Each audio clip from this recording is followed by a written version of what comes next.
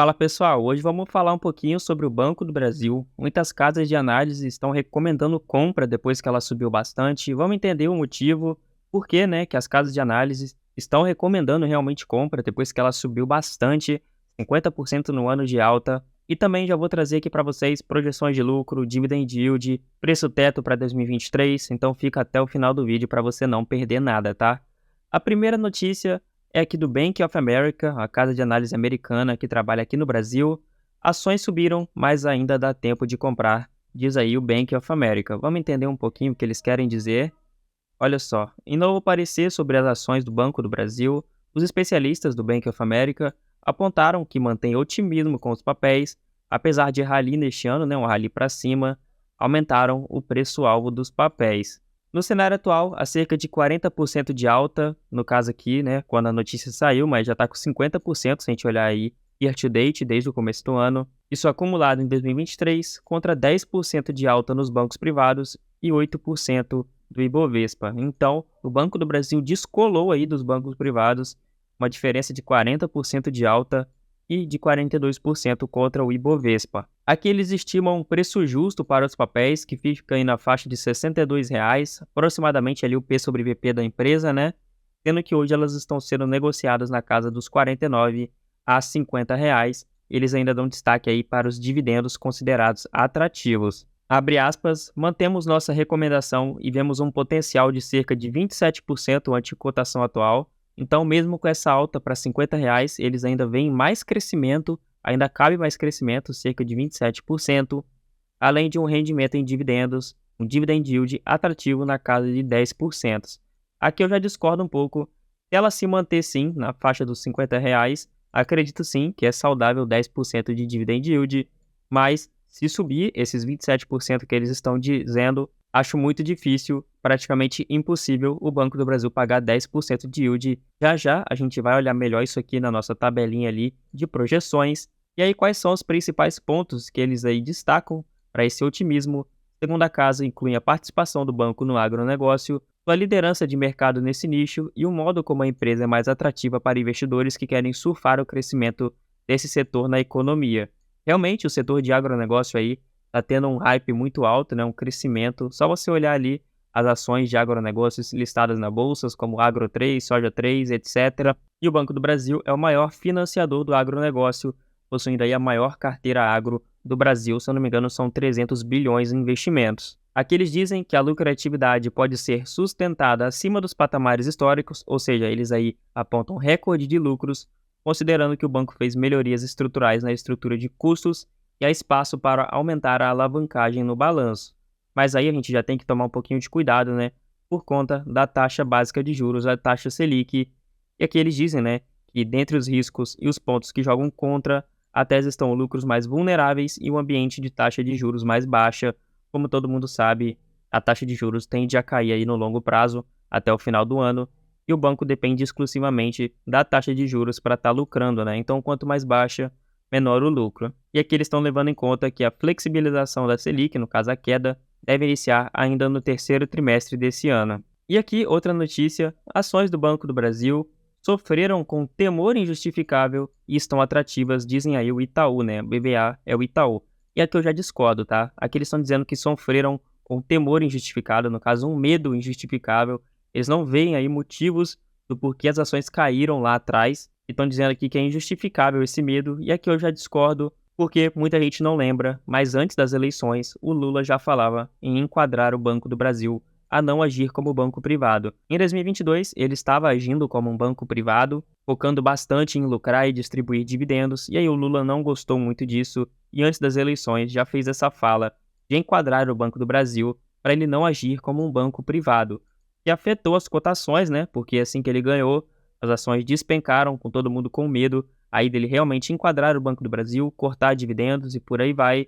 Então tem sim um temor justificável, não acredito aqui que não tenha justificação aí dessa queda, tem sim, tá? Principalmente o risco político em geral, não só a fala do Lula, mas qualquer outro tipo de movimentação política, seja aí troca também de presidente do Banco do Brasil, pode sim afetar as ações. Aqui eles dizem que também estão otimistas com os papéis, tá? A recomendação de compra, eles estão com recomendação de compra, lembrando, não sou eu que estou recomendando, é o banco e mesmo assim não recomendo você comprar seguindo aí casas de análise. Na minha opinião, não vale a pena você estar fazendo isso aqui, principalmente através de notícias.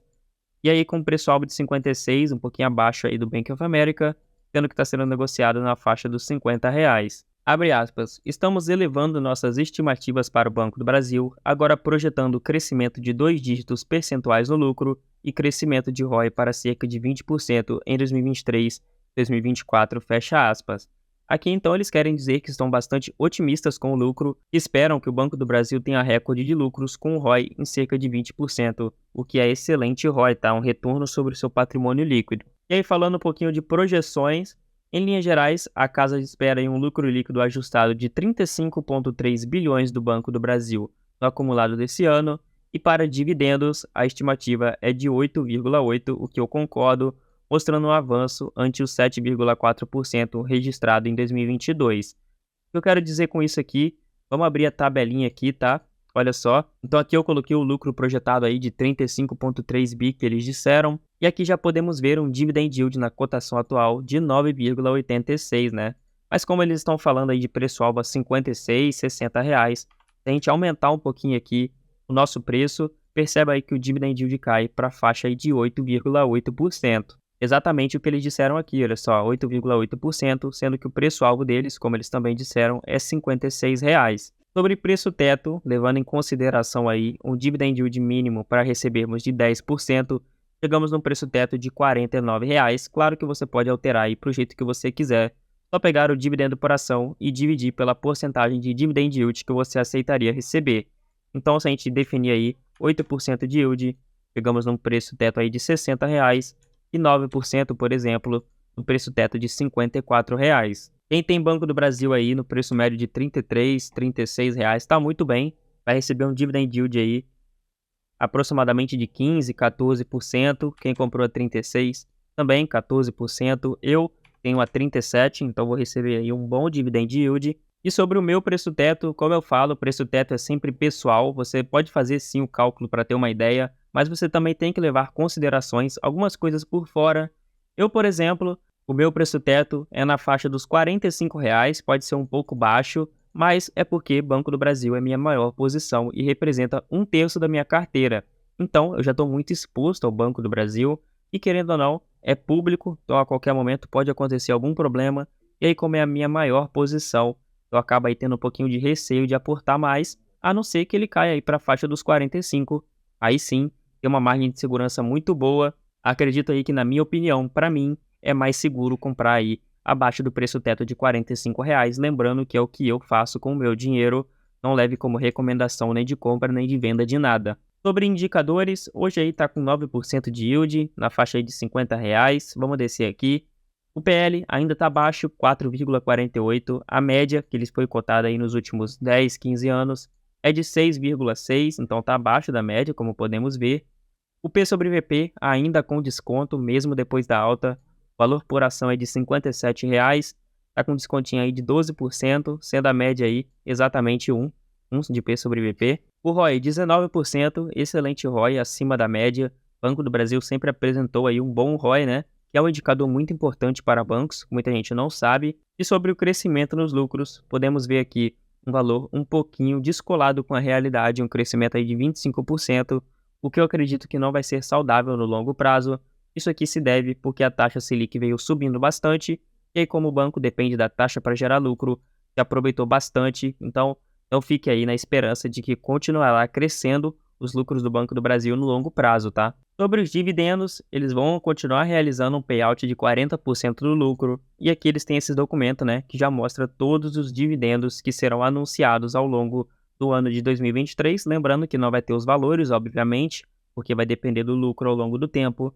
Então, o próximo dividendo vai ser agora dia 30/6, depois teremos lá para agosto, dia 30/8, também teremos para o dia 29/9, aí em outubro não teremos dividendos, voltamos para o dia 30 de novembro com mais um dividendo, e depois, dia 28/12, o último dividendo, sendo que também já tem o dividendo aí de 2024 no dia 29/2. Então, se você já investe no Banco do Brasil, já saiba aí que todos esses dividendos cairão na sua conta nas datas pré-definidas, lembrando que os valores também serão definidos ao longo do tempo, tá?